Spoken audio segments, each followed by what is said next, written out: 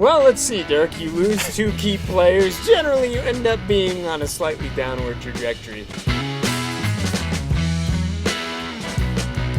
All right, Mike, we're back this week. Guess We are. what? It's NFL preseason week 2. And Yeah. we already have emerging headlines and emerging, let's just say, catastrophic consequences of the preseason. Let's start with your Bills Mafia. Mike, last Catastrophic. week, wore some Bills Mafia clothing. You remember I did. this? Yeah, and you called them out. Well, guess what? Now they're down Chase Claypool with a season-ending injury, only 3 months after signing him, and also Milano, went by way of Alyssa Milano, and the Charmed series. It bombed! It bombed! Yeah, well, now he's out for the season. Does this change the calculus for the Bills? Are they on an upward or downward trajectory now, Mike?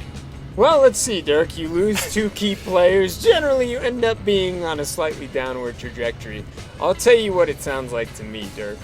When I interned with the Denver Broncos in 2013, on paper in the offseason, that roster seemed unbeatable. Then, very early in training camp, the center, Dan Copen, went down with a season-ending knee injury.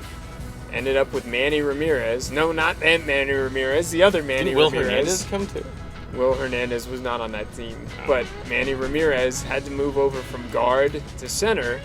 And long story short, I think we all remember what happened in the Super Bowl later on the first snap of the game.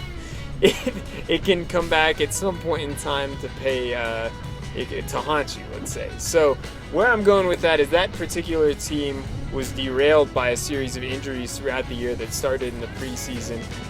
There's no guarantee that's going to happen with the Bills, but it's not good to lose key players this early on. It does not bode well for your chances. I think it's horrible. I mean, Yeah. honestly, Milano is a key figure on that defense, but then on top of that, people like Claypool was kind of like the free agent bet that they made, saying, hey, look, we're giving up Stephon Diggs, but we got to hit on something like this. And now that puts a lot more pressure on Shakir, a lot more pressure on Coleman to come out and actually start producing. And, I'm not saying it's over. I mean, there's plenty of free agents that are still available if needed, but, I mean, this just isn't a great sign, and this is why preseason kind of sucks.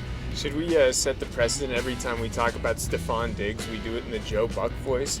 Diggs! Diggs!